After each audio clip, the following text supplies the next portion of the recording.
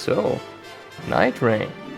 The DLC that From Software released just reminds us that happiness is temporary. It's got new areas, new bosses, and new ways to make you question your life choices. Basically, imagine Elden Ring, but if you woke up one day and decided to ruin your entire weekend. Hey, I'm Dractusu, and I'm currently on a quest to get all the achievements in every single Steam game. And today we are going to tackle the new From Software title, Elden Ring Nightreign. Nightreign is a co-op roguelike with the classic Souls-like gameplay from the other titles, like Elden Ring. Oh, it's in the name. In this game, you have 3 days to kill a major boss in which you spend the first 2 days preparing for its fight, collecting weapons and gaining new abilities.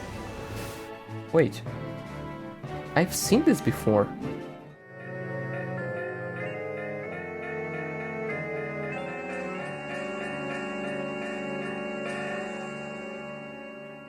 And well, as the name says, it rains. At night. Between those preparing days, you'll be running around the map gathering resources and levels as a circle closes in to eventually lead you to the next day. So basically, Elden Ring if it was Fortnite. Differently from other Souls games, here you can choose from 8 different characters to accommodate certain combat styles, like using magic, greatswords, colossal weapons, or bows.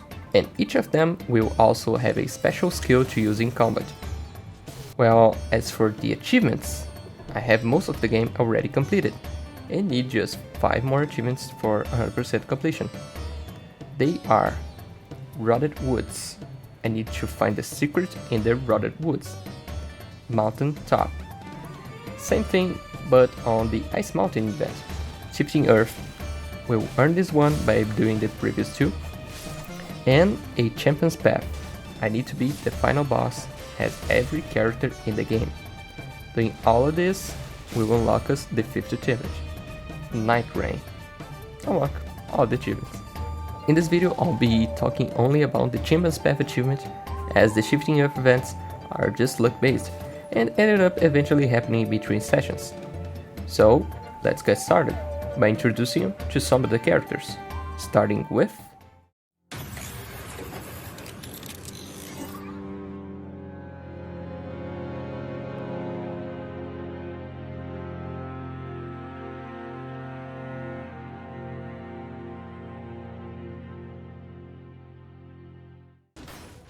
Before we get to the runs, I'm gonna talk a bit about the characters and how they work. First, I need to get out of the way the Iron Eye and the Raider, as I already used both to finish the game, so I'm gonna skip them. If you are interested in what relics I was using for the characters, I'm gonna leave them at the right of the screen when talking about each of them, and their respective runs. Well, let's not get ahead of ourselves. First, the Guardian. The Guardian is a defensive class that can take a lot of damage and has some passive thorns damage on its shields. He has a skill that creates a small tornado around him that pushes enemies towards him, and his ultimate is a flying attack that can also make teammates invincible as long as they hold it on the ground, which is really handy in boss fights, of course. Our first run was actually pretty decent. The whole team was playing well, and I was getting used to playing such a slow character, as the Guardian specializes itself in halberds, a weapon I don't like very much because it doesn't leave some enemies stunned in between hits, and it doesn't do a lot of damage.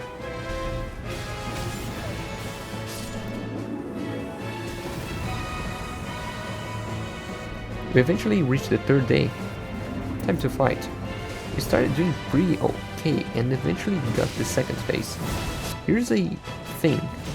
My friends cannot notice, but I swear it's real. Take a listen.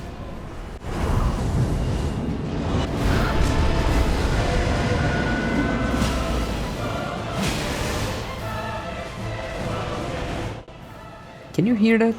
Here again, that time with some imagery.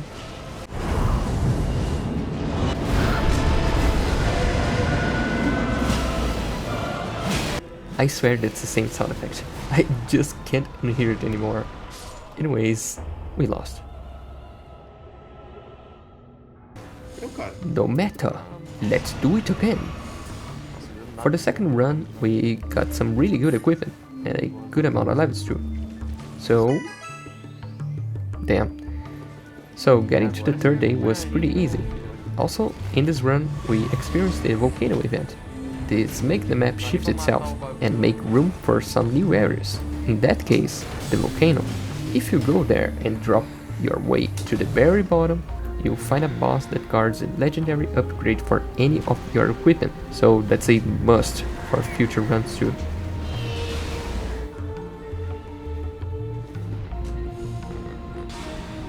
Beleza. Well, let's skip to the boss. Na real, voltar nele.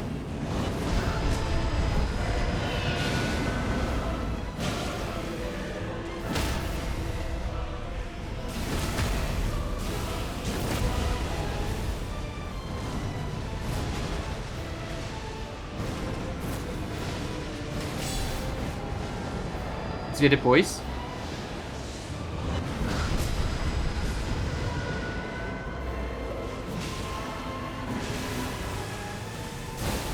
Não tinha como, velho. Ele ultrapassou meu escudo, velho.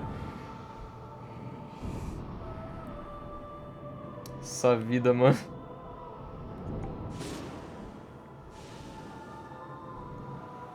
Chegamos tão perto, velho. Alright, third time is the charm. Same thing happened. Went to the volcano, picked up the literal same weapon as before, and went to the boss. With a really good loot. Cara, eu não uso. Desvia depois. Que porra é essa? Raio. Loucura. Nossa! Se for loucura, fudeu, mano. E é mesmo. Mano, defendendo eu tomo loucura do mesmo jeito.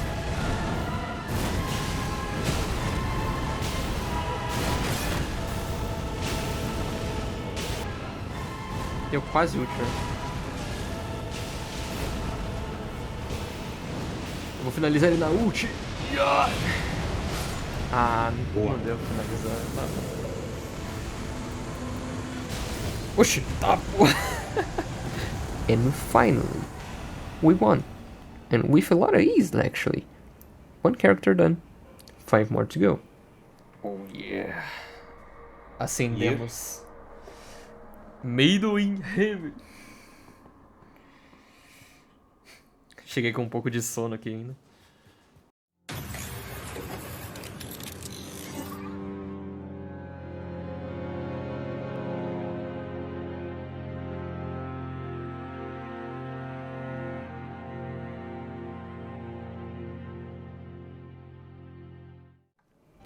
Please don't hate me for this take, but I think the Revenant is the worst character in the game. Yeah, she's cute and I saw the memes too, but her stats are... and the way she's supposed to play is really inconsistent, and it doesn't blend well with her skills. Plus, she takes damage as if she was made out of paper. Her ability gives you summons to use in combat. You have 3 options for the summons: a slow heavyweight damage, a light and fast swordsman, and a giant skeleton that acts like a turret and tanks some hits. These summons are actually really good, mainly as a distraction for you and your team, but in the right conditions they actually do a lot of damage, if played properly. Her ultimate makes you, your summons, and teammates unkillable, not to be mistaken with the Guardian's ultimate, as with hers you take the same amount of damage you will take. You just can't die for some time, and you stay at 1 HP for the duration. With some relics, her ult can make you and your summons stronger too. I thought I would spend a lot more time on her runs, as I don't really like playing with such fragile classes. The Duchess works for me because of her special dodges and high damage capabilities, and the Revenant doesn't have great stats. She has a S on Faith, but this comes with the cost of not being able to restore mana, like the Recluse. So you can't use magic all the time. so you must rely on some melee damage alongside your summons, which, as a character that has an abysmal HP stat, is not a great idea. This run was actually the best among the other characters. I gathered some incredible equipment really early on, and the teammates were solid, and we had a very good RNG with the drops. Our damage was really high, and we were melting the bosses. We arrived at the third day basically speedrunning to the final boss.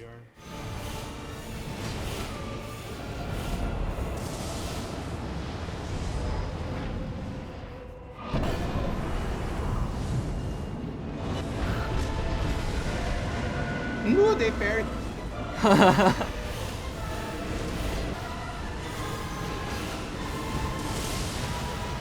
Derrubei, mas esse dano sagrado aí fez toda a diferença, cê é louco. Não É sei se demais, hein? ele faz um brilhão vermelho quando pega no sagrado nele.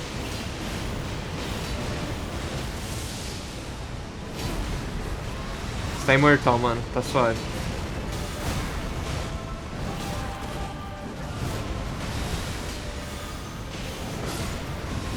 Foi. Nossa, foi bem isso. Foi mesmo.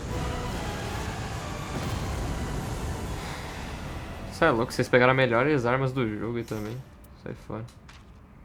And after defeating it, on the first try, mind you, I actually concluded her story. This is not required for 100%, but every character has a story that progresses with you beating specific bosses using them. The idea is actually very cool, but it is far from being well implemented. As for some stories, you need to go really out of the way on some runs to get some items or reach X location related to each episode. I can't think of a better way to do this, but something I certainly would do is attach even more the progress of each story to the perks or items related to the characters. For some characters, completing some chapters will reward you with new relics, and that's it. If you complete the whole thing, you will receive a really mediocre skin for each of them. Besides from the Raider and the Guardian, those are actually really cool. If the game rewarded you with different initial weapons or different skills that you could swap between runs, it would be way better, and honestly, way more interesting. For the final chapter of The Revenant, we discover how she was made. After a dream sequence with Escuridão some banida. Eu tirei a escuridão do meu coração, mano. cutscene. Oh my god.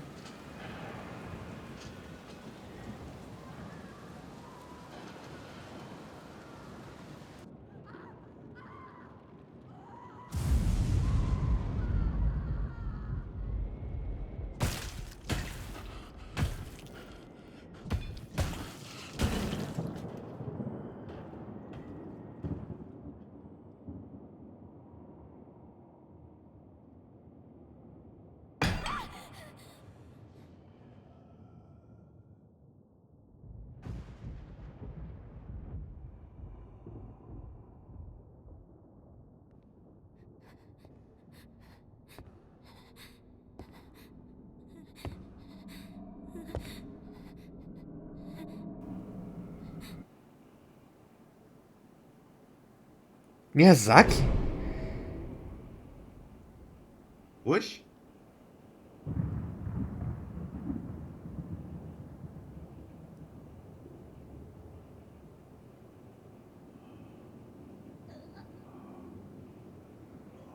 Meu Deus, velho.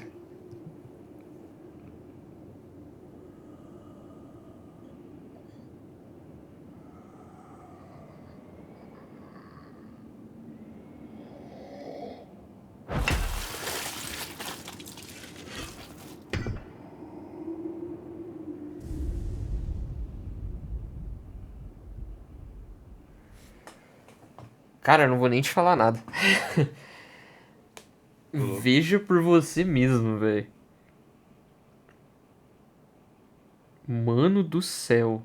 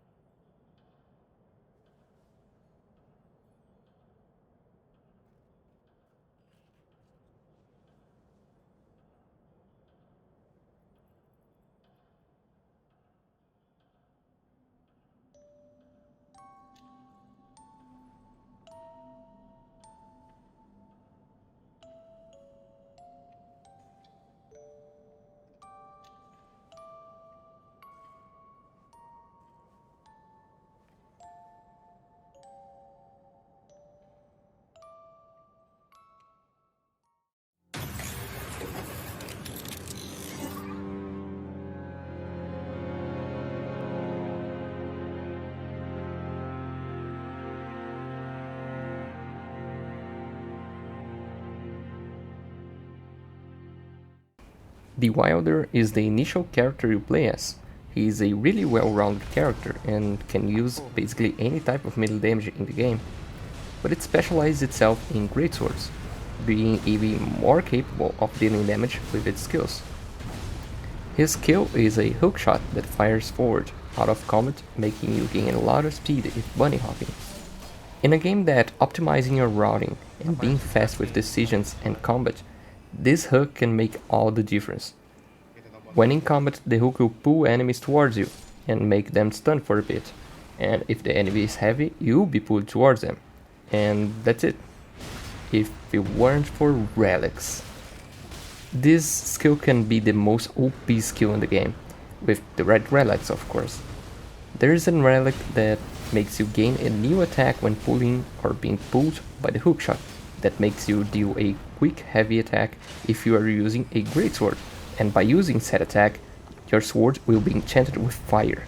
Pair this with a relic that makes you have 2 charges of the hookshot, making its cooldown basically meaningful.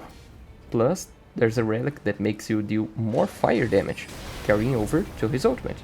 His ultimate is a AoE explosion damage. You can charge it to do more damage, and with some relics make the explosion spread fire. I think you got the point of these. Basically, managing builds for the characters in this game is really fun. I know I did not talk about the other days that much, and that's because they go as you would expect. If you already played or seen the game, that is. We usually begin the same way every run.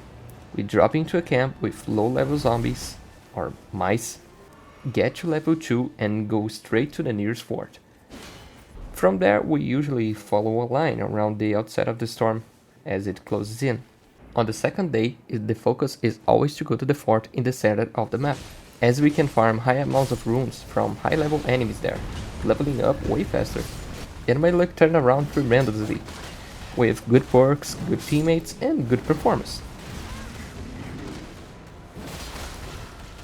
Bonus fact: the first phase of the boss is actually weak to fire too.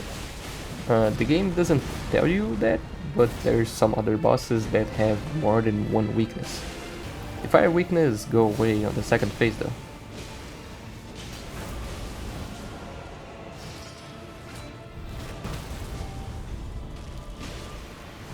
De encontro com você, filho, de encontro.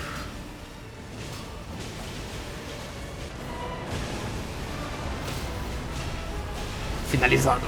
Yes!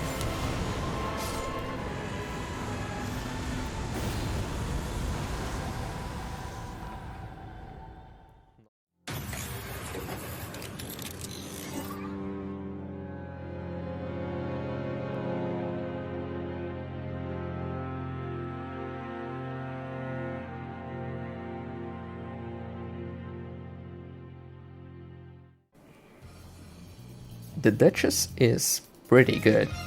Probably my favorite character to use. She has the ability to make the enemies take the last 3 seconds of damage you dealt to them, and her ultimate makes you and nearby allies invisible. This is great for reviving teammates, as the bosses don't aggro without being able to see you. She also has better dodges. You can dodge 2 times in a row to get way more distance and invisibility frames, and a cool flip. This run was really good. We got some amazing equipment, and the team was so well coordinated. It was beautiful. We were able to get to a high level pretty soon, and this made the run even more easy. Plus, I think I played really well in this run and was dealing massive amounts of damage, despite using light weapons. My main strategy with the Duchess is to make debuffs the main part of the damage dealt. I keep the initial dagger so that it carries the capability of poisoning enemies on hits and frostbiting with its skills.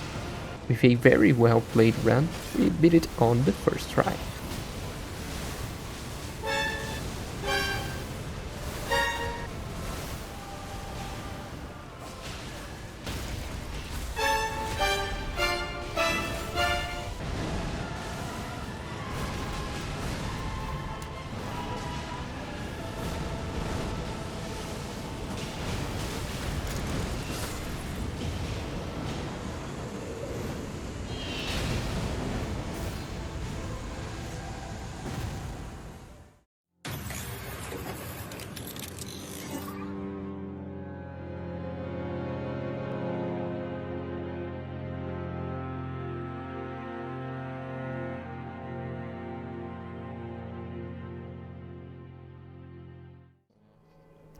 The Recluse is the mage class of the game.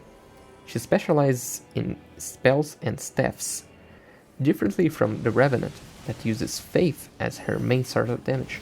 The Recluse uses Intelligence.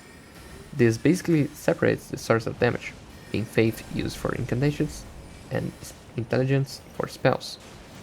These types of magic uses seals and staffs respectively. The skill of the Recluse gives her the capability of absorbing magic damage off of the enemy's hit, regaining some mana and feeding an elemental orb on her skill. For example, if you or a teammate hit an enemy with a fire attack, you can absorb a fire orb out of the enemy. This goes for all the types of magical damage, being basic magic, fire, thunder, and holy. If you feel 3 orbs in her skill, you can use it again to release an exclusive spell made out of the orbs. If you gather 3 magic orbs, for example, you release a magical star that deals some ticks of damage on a marked enemy. This will, of course, cause magical damage, and can produce even more orbs for you to pick up, basically giving you an infinite mana loop, as long as you and your teammates keep causing damage. And this is what makes a Recluse really strong, and at least for me, overshadows so much the Revenant. And I didn't even mention her ultimate. When using her ultimate, you mark enemies close to you. Enemies with set mark will store mana and HP upon being hit. This ability just gets even stronger when pairing it with some relics. The ones that I use make that when getting an orb, activates Terra Magica beneath you, giving you a buff on magical damage. And there is another relic that makes her ultimate cause bleeding upon yourself, but as a trade-off, your HP bar gets a lot bigger for a short period of time. This means the enemies marked with the ult will give you all the HP back and more. Damn, I said a lot. Now try to guess what my favorite character is. In this run, I managed to get a ton of diamonds. In this run, I managed to get a ton of diamonds. Okay. In this run, I managed to get a ton of items and buffs that greatly reduce the mana cost of spells, letting me cast them for the lowest cost possible. And this was a first timer. I felt really cool using the night magic for such a cheap amount of mana. At that point, stamina became more important to manage than mana itself, as casting spells reduced the stamina too. So you can't spam a lot without needing to wait for a bit. The spells weren't that great, but the damage was there. And eventually we got to the boss. The fight went smoothly, but in the second phase I made some slip-ups. It was a bit of a close call. First try though. Nossa, eu sou muito bom! Você viu o cara? Morri.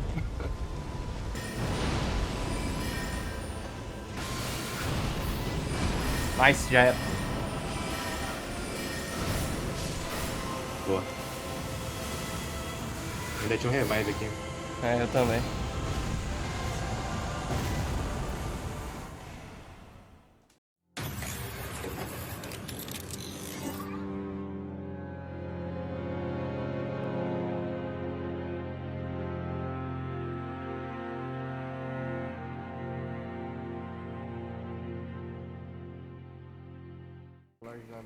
Oh, the Executioner. The last character we need to use, and my least favorite one. I understand its appeal for a lot of people, but his gameplay style is not for me, and I'm really not accustomed to the way you need to deal with enemies using him. The Executioner is a samurai-like class that specializes in using katanas. He has a really low defense and HP stats, but he also can deal massive amounts of damage by using his ultimate and being able to cause bleeding with his weapons. His skill is a secondary weapon you can pull out at any time. It's a katana that scales with your level. Holding it makes you enter a stance that makes you really slow, but as a counterpart, you can press the block button to parry attacks. Defending with his katana will make it glow in a golden color. Once it gets its glow, you can unleash a powerful slash toward enemies. For his ultimate, you transform yourself into a giant wolf with a huge attack and HP sets, This wolf form also has a special attack that you can do by pressing L1 that will guarantee a stagger and end the transformation. His abilities are very cool and simple, but the Executioner is actually an extremely individual class, in the sense that you can't really do much when facing a lot of enemies at once, as your only option to deal with them would be your ultimate. This is because, as a main katana user, and his ability relying in parries for it to work, were very favored in boss battles, not in open world combat. And that's a huge problem when 80% of the runs are consisted by defeating the most enemies possible. And combine that with a terrible HP and defense, plus a weapon that causes slash damage, which means it barely causes stagger, or hit stuns on enemies. Yeah, that's why I really don't like playing this character. But I can't deny it can carry very hard on bosses, if you know what you're doing, of course. Our first run with the Executioner was actually super promising, and it seemed like it would follow the same streak I'd be having with all the other characters, beating them on the first try. Everything was going great. I found two Rivers of Blood katanas, and what it seems to be a competent team. But in the end, it was an imposter among us.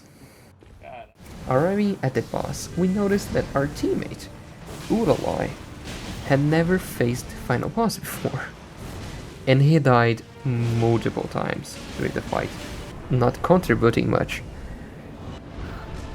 Não, que droga. Ah, mano, o cara morreu pra isso.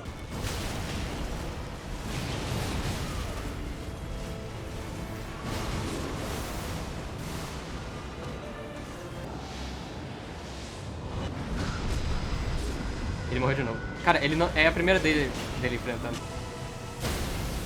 Não! Não!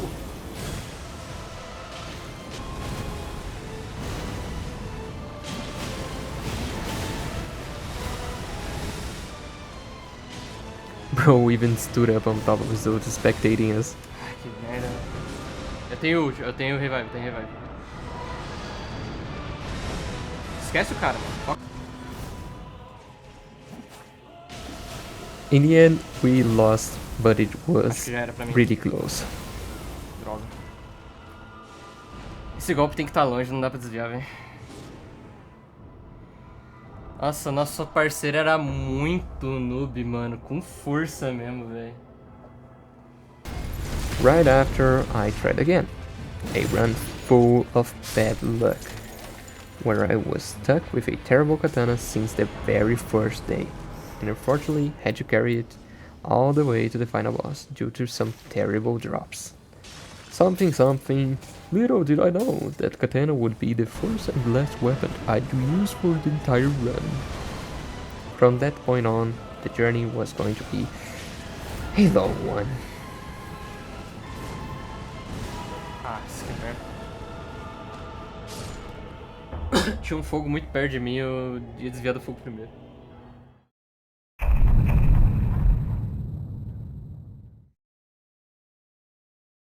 On the next day, I started doing more runs. The first one was going great. The city of Noclatel had appeared. Even though we didn't have time to explore it on the second day, we still faced the Carrion Royal Knight. We died to her once, but we ended up defeating her.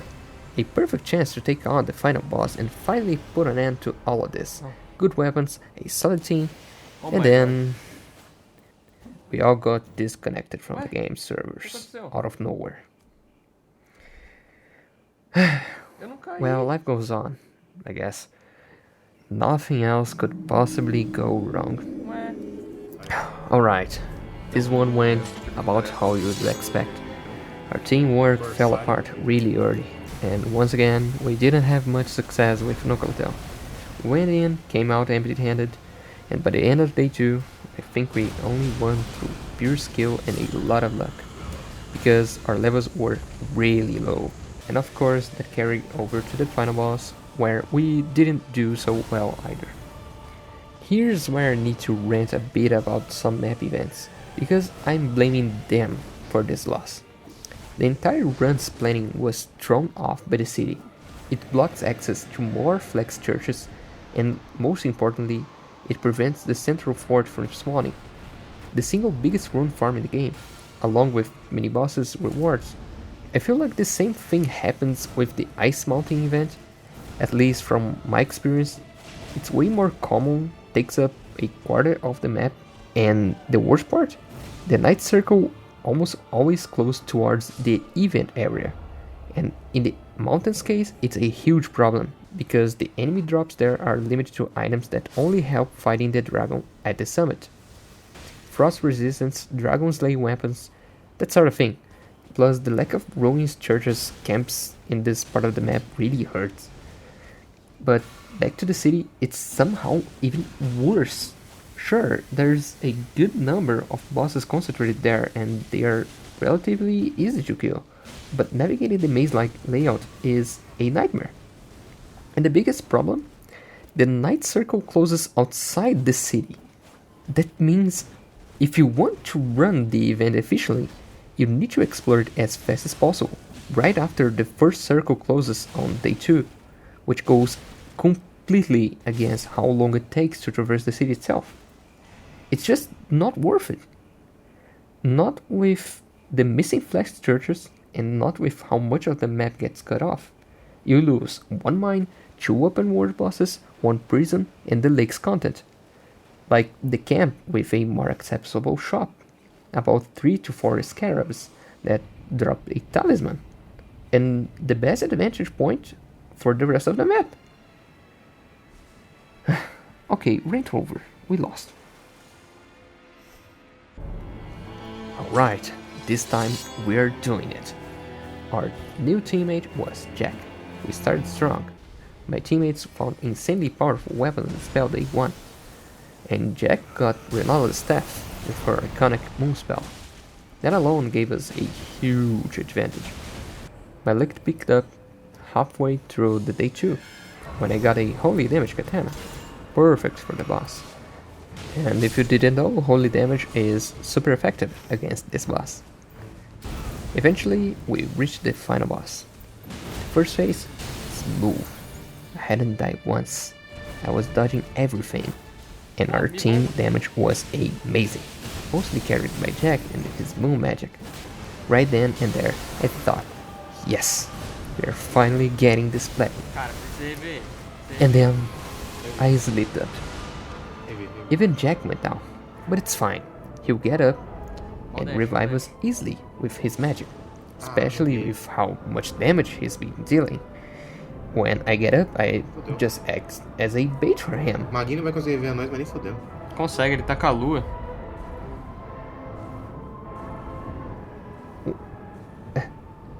Wait, why? Why hasn't he come to us yet?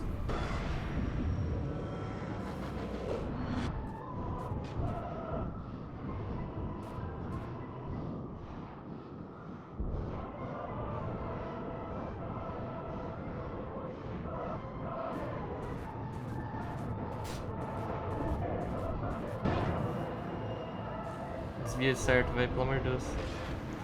No, Jack. Please. I'm right here, Aqui, bro. capeta. Don't tell me Aqui, you. cara. Fica perto do boss, tá ligado? Ah, mano, esse cara, velho. Puta que pariu, velho. Vai tomar no seu cu, Jack. Ah, mano, era só.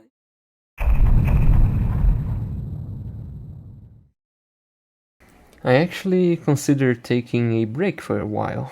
The new FNAF game had just come out, and honestly, I didn't want to see another katana or another Jack anywhere near me. Thinking about it now, that doesn't really go well with the new FNAF either. I'm gonna kick her ass. Hello, I am Secret of fucking Mimic. This time, our teammate was a friend of mine. We were now in a private group, but there was a small problem. My friend had never faced the final boss before, so the good weapons and rewards had to be really good to make up for the lack of experience.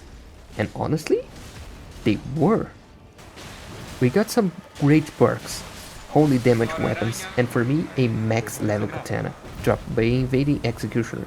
Nem sabia que ela Even tava so, foda. I only had damage buffs, no resistance, no defenses, nothing like that, which would make the final boss a lot harder, so I better lock in. Ataque que pega ao redor dele, mano. Pode virar um com a espada.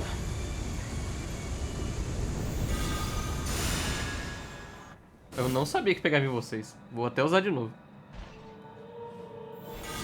Tá aí? Mete Pega. bala. Então vai. Porra, menor. Desvia e corre. Vou marcar ele, GBA aí, vai ser pico. Coração da porra.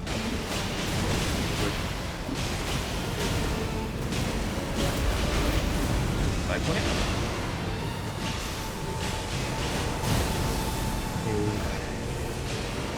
Oh, nice. Minha frente. Não, eu que... Ah, mano, mentira que foi pro outro lado, cara. Eu usei justamente pra counterar esse bagulho, velho. Tomar um franguinho.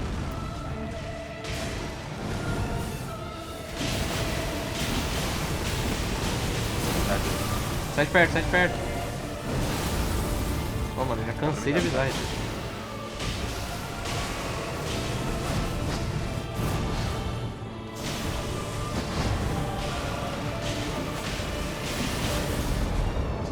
Chega perto de mim. Foi.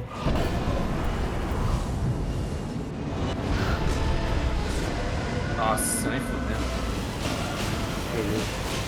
Eu vi ali. Vou pra cima. Pra cima dele. Ah, mano, um fogo no chão, vai tomar no cu. Ai, droga. Ah, eu levantei tomando, que isso? Ah, meu Deus. Ai, fogo no chão. Ah, vai. Oxi, Nem levanta. nem tinha marcação. Uai! Caralho, velho. Ah, mano, eu Caralho, tomei de um fogo que não tinha nem marcação no chão, velho. Tava dentro da terra, velho.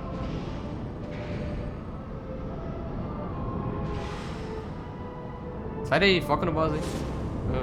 Filha da puta! Ah, merda. Curando, porra! Aqui não vai ter Tem como que Ficar ficar perto dele, tem que ficar perto dele.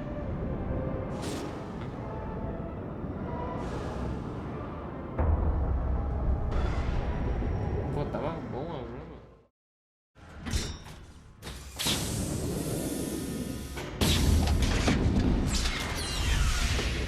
Fine. I'll do it myself. Esse cara aí, ó. Vamos comer nossos buffs aqui. Vamos preparar nossos parries, talvez. Vamos começar de parry já, né?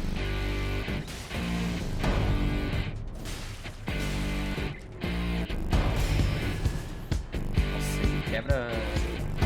Tá vendo? O golpe é tão forte que cai pra trás, tá ligado? É, eu sou baixinho, você não me acerta, seu boss. Toma. Boa. It's now or it's never, and I've got to make my decision. This time could be my Aproveitar. moment. Is this a mirage or a chance to fulfill my mission? I'm living in a dry land. The left is in a lost land. A heartbeat for demon. Always is in a Bem bom, bem bom, bem bom, bem bom. I'm given the balance, but I'm standing on razor's edge now. Hoping for my life is over. One track just remains, then I'm out of his field of vision. Don't ask if I'm ready, Ahora tá. but I'm ready to strike him down now. I've just saw a new start. There's no time for indecision. I'm living in a dry land. The left is in a lost head. When I hop off new beginnings, burn our feet. Now we need it, a heartbeat for demon.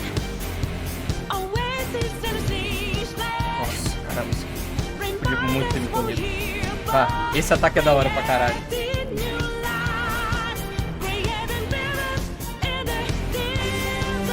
Parry na nuke. Parry na explosão nuclear, foda-se.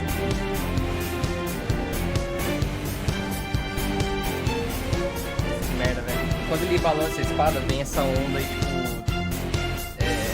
É o bagulho que complica isso, tá ligado? Não é os golpes dele.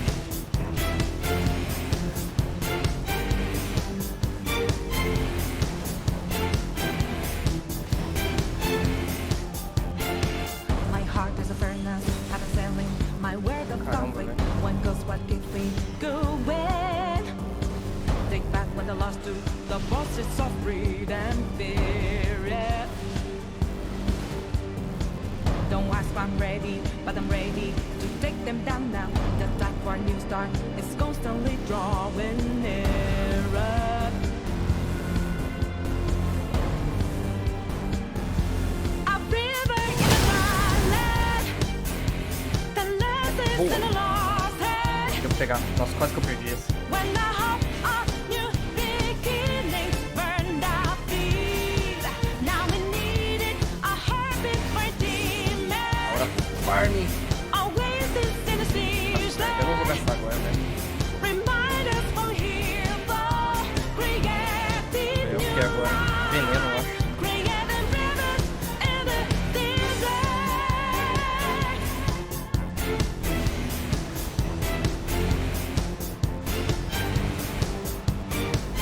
Nossa, velho, que lixo, velho. When a cool drop of water sunny, Não. I clear my head of anger and grief. A place to refresh heart and mind. Can I find some Quebrando aqui, foi. time? Ai. And rivers and darling, the last days are lost. When the hope of new beginnings burned our feet, now we needed a heartbeat for demon. Oasis in the seasland, remind us what we're here for. Creating Isso, matou, velho. Caramba. creating rivers in the desert.